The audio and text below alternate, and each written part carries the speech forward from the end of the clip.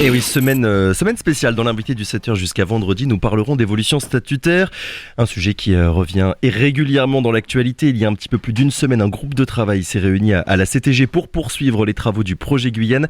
Nous inviterons donc ici même durant toute cette semaine les différents acteurs qui se penchent sur ces questions pour comprendre qui pense quoi sur quel sujet.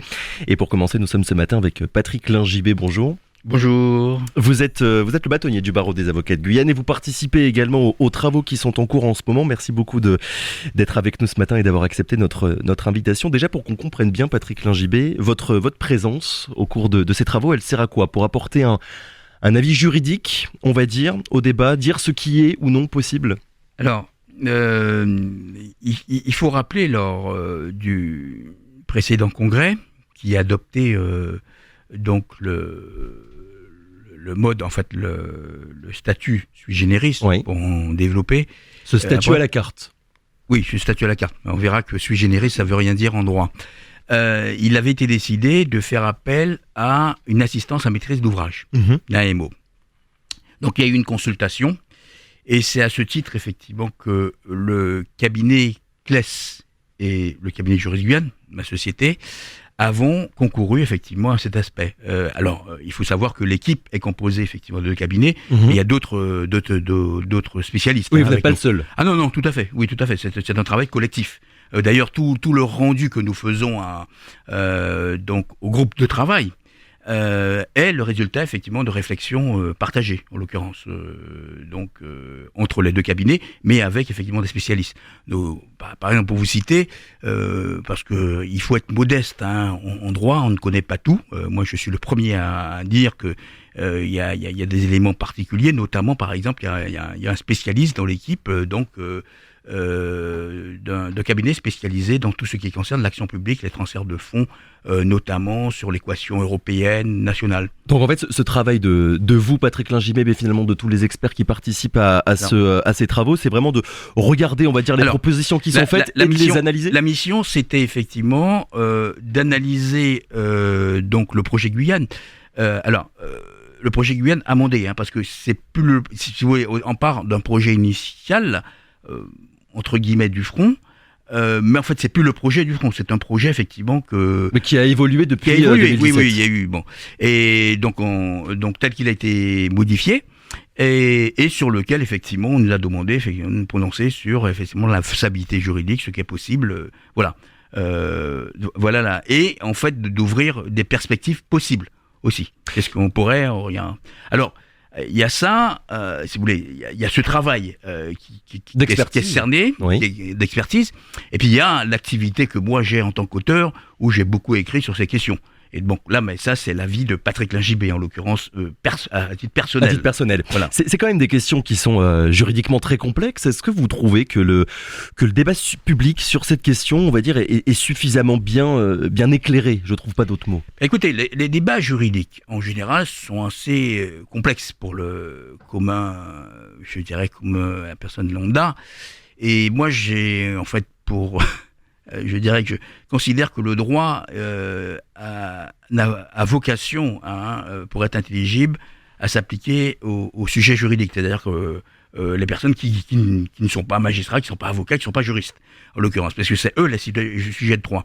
Alors, en matière de réforme, puisqu'on touche au droit constitutionnel, au droit des institutions administratives, c'est plus complexe à appréhender. Parce que ce que les gens demandent, les citoyennes et les citoyens, c'est effectivement, dans leur vie quotidienne, effectivement, qu'il y ait un accompagnement.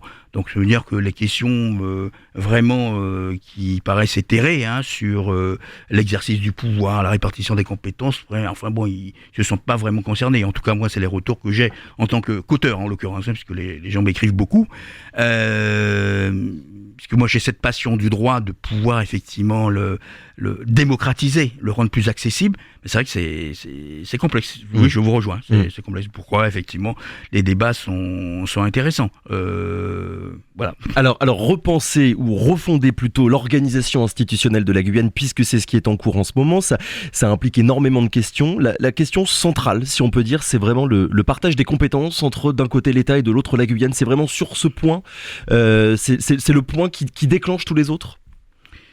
Alors, Oui, il y a ça. Mais alors, pour vous répondre plus globalement, la question statutaire ne se pose pas uniquement en Guyane, même si il y a une prégnance. Il faut savoir que effectivement, moi j'ai écrit sur la question.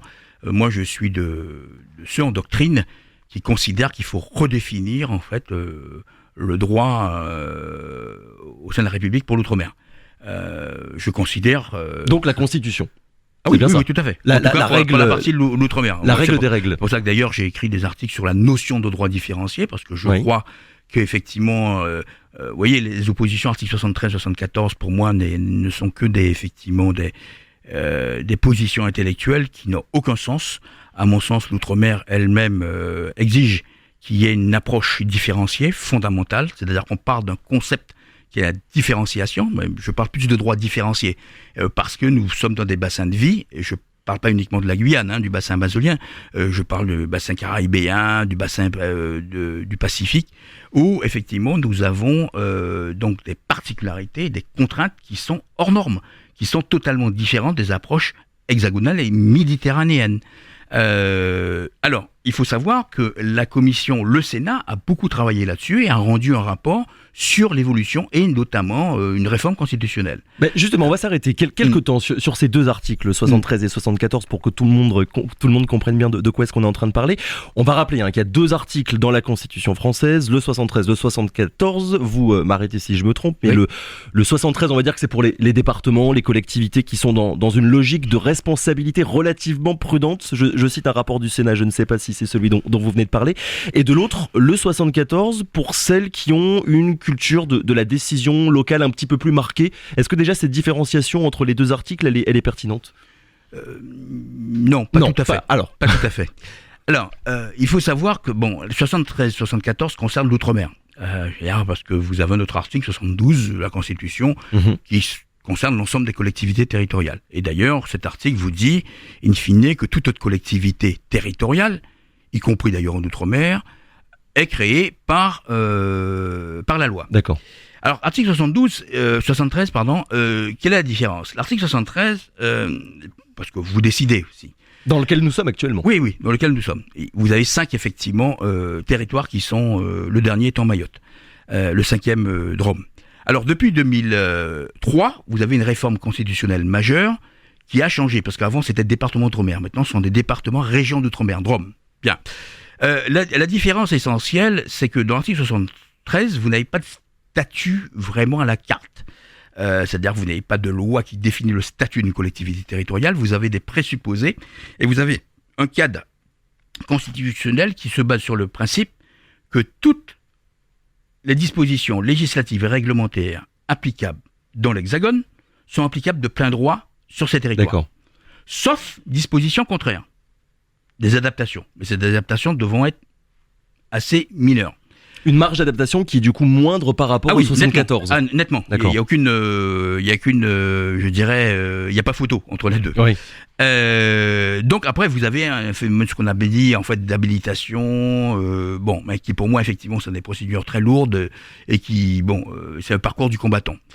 Et donc vous décidez simplement, effectivement, vous avez, alors il faut savoir que 73, ce sont des collectivités de l'article 72 avec un socle particulier, avec des possibilités d'adaptation. Voilà, ce que offre depuis 2003 la Constitution. 74, vous êtes effectivement sur une autre dimension, c'est-à-dire que vous partez d'une loi organique. Vous avez un statut qui est organisé de la collectivité, qui résulte d'une loi organique. Qu'est-ce qu'une loi organique ? C'est qu'une loi qui est prévue par la Constitution expressément, et l'article 74 de la Constitution prévoit que toutes les collectivités relevant de cet article font l'objet d'une loi organique, et qui est votée par les deux assemblées, donc le Sénat et l'Assemblée nationale, en termes identiques. Alors la particularité de cette loi organique, c'est qu'elle protège dans la mesure où effectivement elle ne peut pas être modifiée, sauf accord des deux assemblées. Alors, pour qu'on se rende bien compte, le 74 actuellement, ça correspond à quel territoire ? Alors, le 74, j'allais y venir, vous avez effectivement une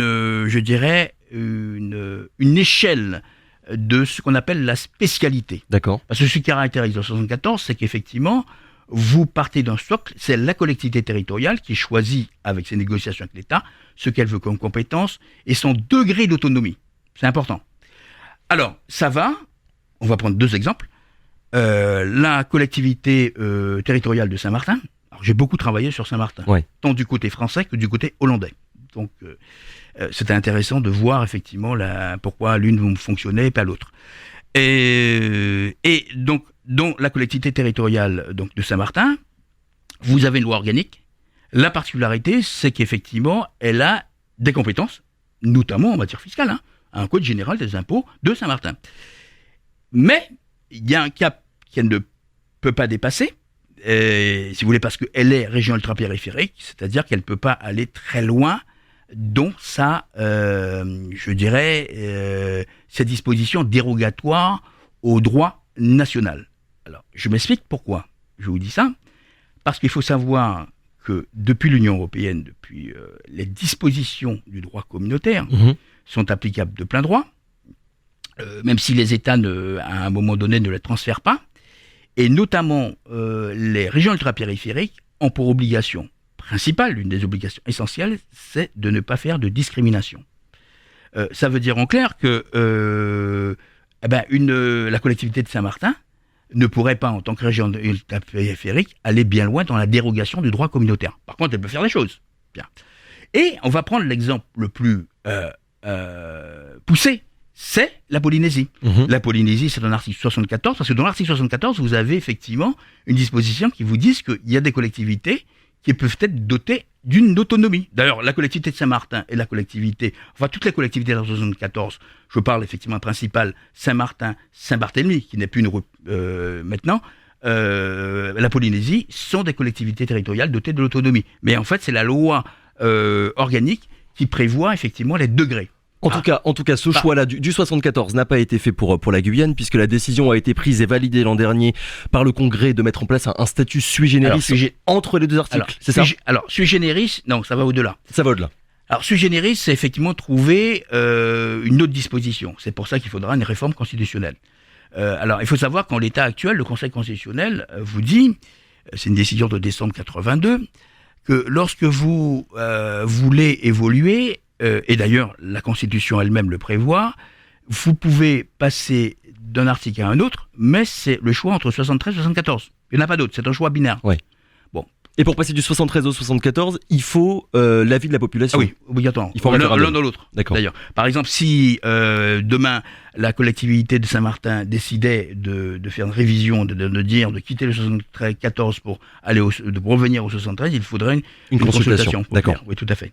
Il y a des discussions. Le consentement, d'ailleurs. Le consentement. Il y a donc des discussions en ce moment, vous venez d'en parler, à Paris et au Sénat, pour en fait réunir les deux articles, le 73 et le 74, en un seul article. Le Sénat a produit un rapport avec une proposition de modification de la Constitution. Bon, après, ça reste là, parce qu'il n'y aura pas, il ne faut pas se leurrer, il n'y aura pas de modification aujourd'hui de la Constitution avant les présidentielles. Parce qu'on se souvient encore qu'il y a quelques années, Annick Girardin, quand elle était ministre des Outre-mer, avait mis justement en avant ce sujet. Et finalement, depuis quelques mois, on en entend quand même moins parler. Parce que plus on se rapproche de la présidentielle, moins vous aurez effectivement des débats constitutionnels. Parce que il faut réunir une majorité. Parce que pour réviser la Constitution, c'est le Congrès et il faut réunir plus. Ah oui, l'Assemblée nationale plus le Sénat. Et puis il faut sortir une majorité. Et là, en l'état, je ne pense pas que la réforme constitutionnelle, effectivement, soit la priorité. Patrick Lingibé, le débat, il a été mal posé sur cette question des deux articles 73 et 74 en Guyane, quand on a commencé justement à parler d'évolution statutaire du territoire. Écoutez, c'est pas d'aujourd'hui qu'on parle d'évolution statutaire en Guyane. Vous savez, 10 ans après la départementalisation, certains à juste titre se sont posés la question d'une réforme statutaire, d'un statut. On a parlé beaucoup de Cataillé, mais il faut savoir il y a eu beaucoup effectivement, Justin Cataillé, beaucoup effectivement d'apports sur. Par exemple, j'ai retrouvé en faisant effectivement une étude. Une proposition de réforme du sénateur Guéril à l'époque. Vous voyez, on est dans les années 50. Donc c'est un débat qui remonte à longtemps. Oui, qui remonte à longtemps. Mais qui est pas propre à la Guyane d'ailleurs, parce que c'est un débat, comme je vous dis, c'est une question de prisme. Pour moi, c'est pour ça que je suis pour une réforme de la Constitution, mais au-delà de l'article 73-74, c'est-à-dire de projet, de poser une conception qui est très claire, qui est une approche différenciée du droit de l'outre-mer, parce qu'ils sont, pour une raison mathématique, c'est parce que nous sommes dans des bassins de vie différents, nous sommes en Amérique du Sud, et que, en l'occurrence, nous, et c'est ce qui caractérise l'outre-mer, on est dans des environnements qui ne sont pas européens. Alors c'est bien beau de dire effectivement nous appliquons le droit européen. D'accord, bien comprendre. Sauf que... Mais si dans les faits il ne s'applique pas... Qu'est-ce que vous faites face au Suriname et au Brésil? Vous êtes dans un bassin de vie. Donc c'est plutôt mais ça veut dire une réforme constitutionnelle, mais une réforme même au niveau européen aussi d'ailleurs. Alors c'est quoi votre avis sur ce statut sui generis finalement qui a été décidé pour la Guyane? Vous avez parlé d'adapter, on va dire, les mesures pour notre territoire. Ça changerait quoi précisément? Sur quel sujet? Je pense qu'effectivement le cadre actuel n'est pas satisfaisant, ouais. C'est clair. Je l'ai écrit depuis longtemps. Alors ça changerait quoi? Je pense que essentiellement, ça sera effectivement l'exercice des compétences. Je pense que, alors là on parle de la collectivité territoriale, oui. Mais je pense qu'il faut poser la problématique aussi sur effectivement les fonctions régaliennes. Je m'explique, l'exercice de fonctions régaliennes au niveau local, parce que vous avez des compétences qui remontent effectivement au niveau national. Oui, parce que normalement le régalien c'est ce qui appartient à l'État. Oui. Le régalien, la défense, les impôts, qui peut pas être transféré. D'accord. Voilà. Si elles sont transférées, parce que vous avez des compétences qui sont parfois effectivement, alors pas transférées, parce que d'ailleurs vous voyez à propos de la Polynésie d'ailleurs, vous avez une décision qui a été rendue par le Conseil constitutionnel, qui était fort intéressante d'ailleurs, du 27 juin 2019, où justement il s'agissait de la loi organique renforçant l'autonomie de la Polynésie. D'accord. Et le Conseil constitutionnel a dit à cette occasion, c'était une compétence en matière qui concerne les avocats, vous voyez, qui confiait effectivement le cadre donc organique des avocats à la collectivité territoriale de Polynésie. Et le Conseil constitutionnel a dit non. Pourquoi? Parce que l'exercice d'une liberté publique ne peut pas dépendre d'une collectivité territoriale. Donc ça veut dire que tout ce qui est régalien, mais au sens très général, direct et indirect, ne peut pas relever une collectivité territoriale. Dernière question, Patrick Lingibé, parce que malheureusement il est déjà 7h29. Dommage, il y a beaucoup de choses à dire. Il y a une dizaine de jours, je l'ai dit, il y a eu une réunion à la CTG, réunion au cours de laquelle a été discuté le futur système de gouvernance. Et on a vu une division, on va dire, entre ceux qui prônent une gouvernance à deux têtes, alors que d'autres préfèrent voir le système actuel à une seule tête perdurer. Concrètement, ça changerait quoi? Et vous, sur ce point, est-ce que vous avez un avis sur ce système de gouvernance? Écoutez, alors si un sujet qui par nature, si vous voulez, au-delà des débats juridiques, est purement politique, c'est celui-là. Ouais. Le choix de la gouvernance, c'est pas un qui choix pouvoir juridique. Alors, c'est pas tellement qui aura le pouvoir, parce que, si vous voulez, il y a quand même une erreur, il faut pas commettre. Là, une gouvernance bicéphale, si vous voulez, c'est pas, il y a toujours un qui prend la décision. Oui. C'est pas, je veux dire que je prends l'exemple de la collectivité territoriale de Martinique. Pourquoi je vous en parle? Parce que j'ai été expert auprès de Serge Letchimy sur ces questions. Lorsque le choix a été fait, c'était un choix donc sociétal. Ça n'a pas été le même choix en Guyane. Le président du conseil exécutif est l'organe effectivement qui fait fonctionner C'est pas une collectivité à deux têtes en fait. Il faut d'ailleurs en organisation française, institutionnelle, constitutionnelle, vous n'avez pas d'exécutif à deux têtes. Ça n'existe pas. C'est pas possible d'ailleurs, parce que sinon il y aurait... Il faut qu'une seule personne prenne la décision. Il y a qu'une seule personne qui prenne la décision. Par contre, ce qui différencie, c'est que vous avez une assemblée qui a un exécutif particulier. Voilà la différence. Bicéphale, monocéphale, vous savez, moi les avis... quel est mon avis personnel? Je pas vraiment... C'est ce qui doit prévaloir, à mon sens, bon ça c'est la réflexion de Patrick Lingibé, c'est l'efficacité. Moi, si, très sincèrement, il doit avoir des structures alourdies, lourdes, qui fassent prendre un temps de décision qui soit supérieur, long, pour moi, effectivement, nous avons une exigence d'immédiateté. Je m'excuse de le dire, mais particulièrement ici.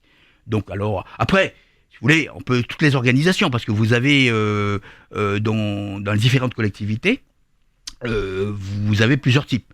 Vous avez un seul président, avec l'Assemblée, vous avez un président au sein d'un conseil ou d'un comité exécutif. Donc, et vous avez aussi donc un type de gouvernement, par exemple Polynésie. Vous avez deux cas, pour la Polynésie et la Nouvelle-Calédonie, mais la Nouvelle-Calédonie n'est pas une collectivité territoriale, c'est un pays en voie d'indépendance, où il y aura effectivement à se prononcer sur l'indépendance, ce qui explique pourquoi ils ont effectivement beaucoup de dérogations. En tout cas, des institutions adaptées aux réalités du territoire. Voilà. Il faut que, d'ailleurs, vous savez, il y a 13 systèmes institutionnels, constitutionnels ou institutionnels en Outre-mer. 13. Il n'y a pas un statut qui ressemble à un autre. Donc, ce qui veut dire, en l'occurrence, qu'il faut bien un statut qui réponde aux données particulières, effectivement, contextuelles et factuelles et sociétales d'un territoire. Patrick Lingibé, merci beaucoup. On vous réinvitera sur toutes ces questions parce que malheureusement, on n'avait pas beaucoup de temps. Il nous reste beaucoup de choses encore à aborder. On vous recevra de nouveau. Merci beaucoup. On le rappelle, vous êtes le bâtonnier du barreau des avocats de Guyane et vous participez également aux travaux qui sont en cours sur toutes ces questions d'évolution statutaire. Merci beaucoup. Radio